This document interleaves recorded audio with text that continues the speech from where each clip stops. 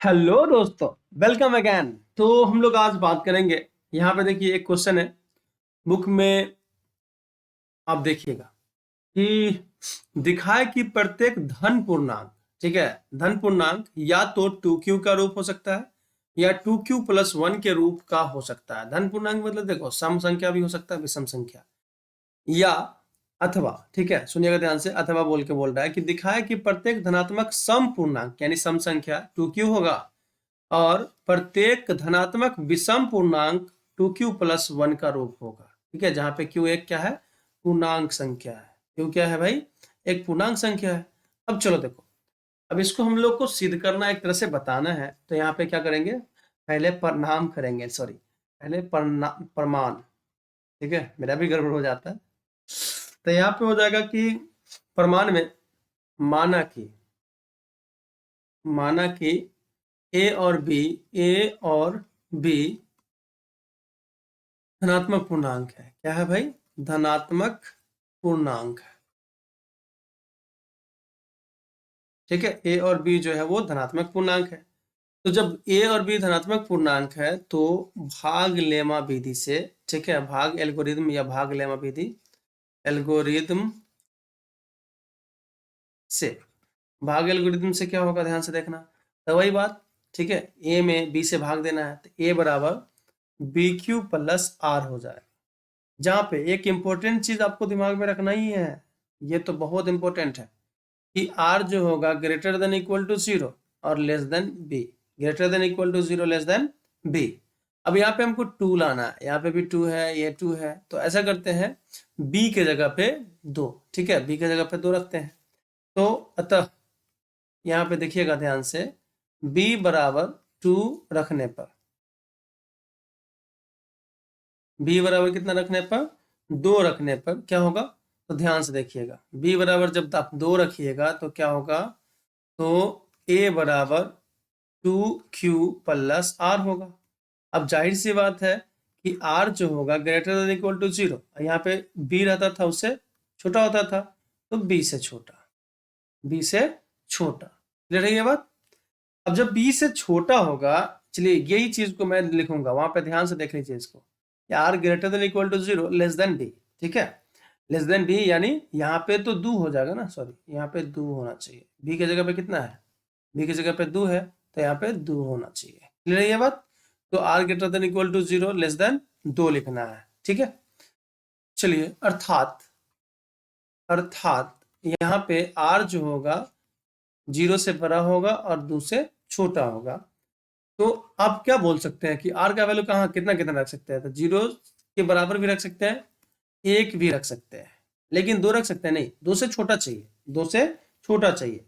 अब बताओ इतना r का वैल्यू हो सकता है, इसलिए a बराबर क्या लिखाएगा, 2q+r के जगह पे आप 0 रख लीजिए। तो ये जब 0 रखिएगा तो यहाँ पे कितना आएगा तो a बराबर 2q आएगा, a बराबर क्या आएगा, 2q आएगा। या आप तो चाहे तो 1 रख सकते हैं, यहाँ पे 1 रख के देख लीजिए, a बराबर 2q+1, ठीक है, 2q+1। अब सुनो ध्यान से, यहाँ पे यही चीज ना बोल रहा था लाने के लिए कि 2q+1 के रूप में हो या 2q के रूप में हो, अथवा एक चीज और बोला हुआ था कि अगर a बराबर 2q है तो क्या हो जाएगा, यहाँ पे a जो होगा वो सम संख्या होगा, तो a बराबर सम संख्या, ठीक है। अगर इस रूप में है तो a जो होगा वो क्या होगा, सम संख्या होगा। अगर a जो है वो 2q+1 के रूप में है, इसका मतलब क्या हुआ, a विषम संख्या हुआ, ठीक है। तो यहाँ पे यही सिद्ध करना था आपको, ठीक है। बात समझ में आया कि नहीं आया, क्लियर है ये बात। चलते हैं तो आगे टमटम बढ़ाते हैं, हम लोग देखते हैं अगले क्वेश्चन की ओर, ठीक है, कि आगे क्या है, आखिर क्या माजरा है। दिल तो रुक जा कहीं, देखो यहाँ पे ध्यान से, नहीं रुकने वाला है, पढ़ाई करना पड़ेगा, पढ़ने का मन करे तो, नहीं करे तो भी पढ़ना पड़ेगा। दिखाए कि एक धनात्मक सम पूर्णांक यानी सम संख्या का बात हो रहा है, ठीक है, का वर्ग 4q और विषम पूर्णांक का वर्ग, वर्ग मतलब स्क्वायर, 4q+1 के रूप में होता है, ठीक है, ये आपको दिखाना है। चलो देखो फिर से प्रणाम करते हैं, फिर से प्रमाण, प्रणाम नहीं प्रमाण। चलिए देखिए, तो यहाँ पे लिखा हुआ है कि यदि सम संख्या का बात कर रहा है, तो यदि a बराबर 2q, ठीक है, a बराबर 2q हो, इसका मतलब सम संख्या, ठीक है, दैट इज, समझिएगा ध्यान से, a जो होगा वो सम संख्या होगा, सम पूर्णांक होगा, सम पूर्णांक, चलो पूर्णांक लिख देते हैं, संख्या भी लिख सकते हो, कोई दिक्कत नहीं है। तो सम पूर्णांक मैंने लिख दिया यहाँ पे। अब क्या बोल रहा था, वर्ग करने पे, ठीक है, ठीक है, क्या कर रहा था, वर्ग करना है, तो ए स्क्वायर कर लेते हैं। तो ए का वैल्यू कितना है भाई, 2q, क्योंकि सम संख्या तो ऐसा ही होता है ना, इसका स्क्वायर होगा, तो 2q का स्क्वायर कितना हो जाएगा भाई, तो 4q स्क्वायर हो जाएगा। क्या हो जाएगा, 4q स्क्वायर। अब ये q स्क्वायर के जगह पे आप r डाल सकते हैं, तो यहाँ पे हो जाएगा a स्क्वायर बराबर 4r, जो देखा जाए एक तरह से जो 4q का रूप है, ठीक है, r की जगह पे q भी हो सकता है, क्या दिक्कत है, 4q का रूप है। एक तो सॉल्व हो गया, एक तो सिद्ध हो गया। फिर से आप देखो ध्यान से, फिर से अगर आप गौर कीजिएगा यहाँ पे, तो विषम संख्या का बात करना है आप, यदि a बराबर, ठीक है, यदि a बराबर 2q+1 है, देखो आपका बुक से ये पूरा पूरा मैच नहीं करता, लेकिन बनाया हुआ एकदम परफेक्ट है, एकदम सही है, ठीक है, कोई इधर उधर नहीं है, घबराने की कोई जरूरत नहीं है, ठीक है। तो आप ये मत सोचिएगा कि बुक से मैच नहीं कर रहा है तो भाई गलत हो गया, नहीं है, नहीं हुआ, ये किसी से भी देख लीजिएगा, एकदम कंफर्म रहिए, विषम संख्या, ठीक है, विषम संख्या या विषम पूर्णांक भी बोल सकते हो इसको, तो आप यहाँ पे विषम पूर्णांक भी बोल सकते हो, तो मैंने इसको ब्रैकेट में लिख दिया विषम पूर्णांक। अब यहाँ पे वर्ग करना है मेरे को, ठीक है, यहाँ पे क्या करना है, वर्ग करना है, समझिएगा ध्यान से, थोड़ा सा कलर चेंज कर ले, रहने तो सेम रहने दो, तो वर्ग करना है। अब a² बराबर कितना है भाई, 2q+1 है, तो यहाँ पे 2q+1 का होल स्क्वायर देंगे। अब ये a² + b² पे, a+b का होल स्क्वायर पे टूटेगा, तो कितना हो जाएगा बताओ, 4q² हो जाएगा, प्लस दो दो ए भी, तो यानी यहाँ पे 2 × 2q+1 का स्क्वायर, यानी 4q² प्लस 2 दूना 4q+1 हो जाएगा। अब यहाँ पे चाहे तो आप 4 कॉमन ले सकते हैं, q² प्लस q+1 हुआ। अब एक चीज देखो यहाँ पे कि अगर आप देखें q² प्लस q के जगह पे आप दूसरा कोई ले सकते हैं, चलो s ले लिया मैंने, ठीक है, क्या ले लिया, s ले लिया, ठीक है, तो यहाँ पे हो जाएगा आपका 4s+1, जो जो 4q+1 का रूप है, ठीक है, रूप है। तो वर्ग आपका समझ में आया, ये वर्ग है, ठीक है, बात समझ में, ये भी वर्ग किया हुआ है। तो यही ना पूछ रहा था कि सम संख्या का वर्ग, तो ये सम संख्या, अगर ये सम पूर्णांक है तो सम संख्या का वर्ग किसके रूप में आया, तो 4q के रूप में आया। सम संख्या का वर्ग जो है वो किसके रूप में आया, 4q के रूप में आया, तो ये 4q, और विषम पूर्णांक का वर्ग जो होता है 4q+1 के रूप में। तो यहाँ पे देखो मैंने क्या लिखा कि यदि ये है तो ये विषम पूर्णांक होता है, तो विषम संख्या यानी विषम पूर्णांक, विषम पूर्णांक का वर्ग कर रहे हैं, तो वर्ग करने पे कितना आया, तो 4q+1 का रूप आया, ठीक है, यही सिद्ध करना था, सिद्ध हो गया, बात समझ में आया। चलिए ठीक है, तो हम लोग अपना टमटम आगे बढ़ाएं। अब इस बार टमटम को थोड़ा स्पीड में चलाएंगे, इसलिए चाबुक निकालो और घोड़ा के पिछवाड़ा में मारो, चलेगा, तो बहुत स्पीड में चलेगा। चलिए देखिए यहाँ पे अगला क्वेश्चन है, और ये भी बहुत इजी क्वेश्चन है, बच्चा क्या होता है ना, कंफ्यूज हो जाता है सिद्ध करने वाला चीज में ना, बच्चा को थोड़ा सा डर लगते रहता है, तो डरने का क्या होता है ना, जरूरत अब नहीं है, अब हम आपके साथ हैं, डरने की क्या बात है, हम लोग के साथ ऊपर वाला साथ है।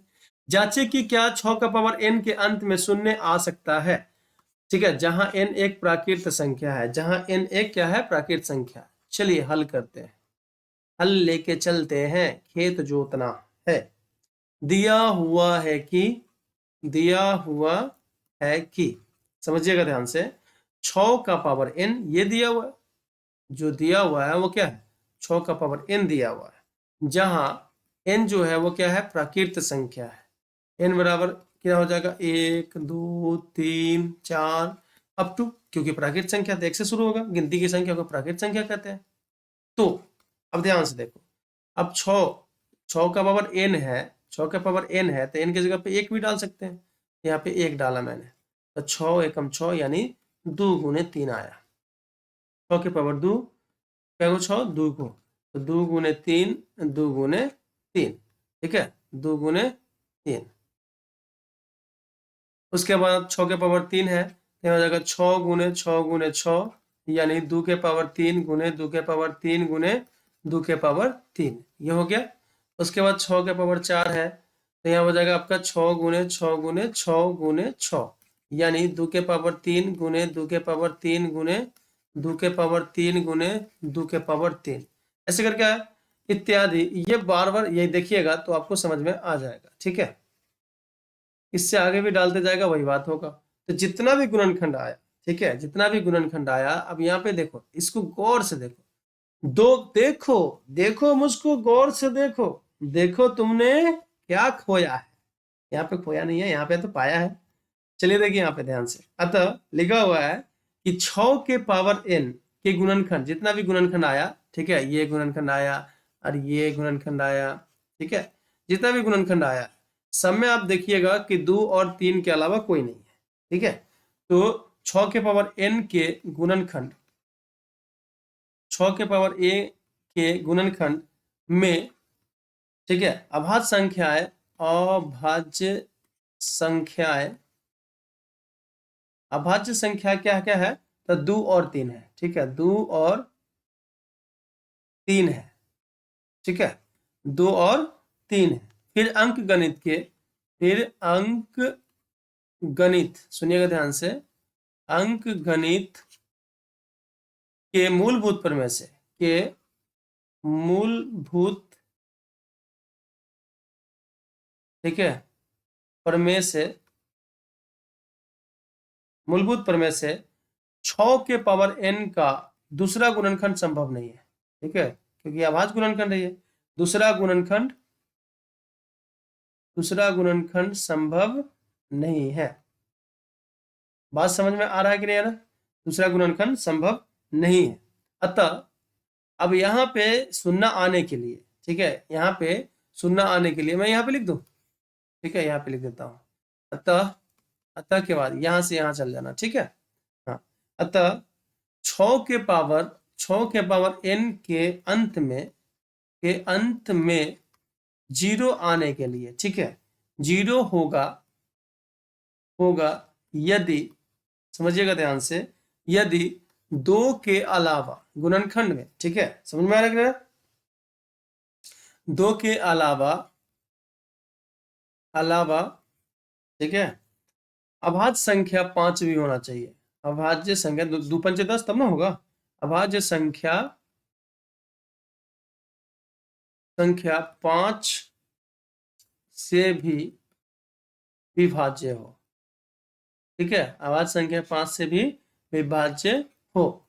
अतः इसका मतलब क्या हुआ, अर्थात 5 तो इसमें है नहीं, तो 6 के पावर n के अंत में, 6 के पावर n के अंत में, ठीक है, अंत में शून्य नहीं होगा, शून्य नहीं होगा, यानी है। यही प्रूफ करना था, प्रूफ हो गया। तो थैंक यू सो मच। आप लोग को अगर अच्छा लगता है, अच्छा लगेगा तो प्लीज कमेंट करके जरूर बताइए और पूरा वीडियो देखिए। धन्यवाद।